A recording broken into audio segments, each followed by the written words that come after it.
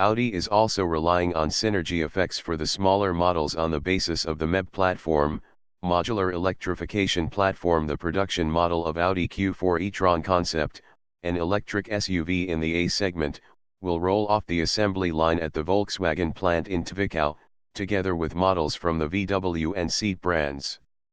Bundling the platforms in production this way enables the future large-volume electric models to be produced in large quantities and with great efficiency. The most important parts of the MEB models are made in the group's component plants, mainly in Kassel, drive modules, Salzgitter, electric motor parts, and Brunswick, batteries and suspension parts.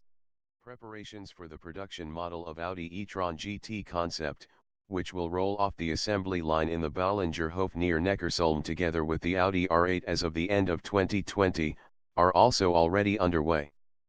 While the high-performance sports car with a combustion engine is still made predominantly by hand, the electric Gran Turismo is to be manufactured with a higher degree of automation in the body shop.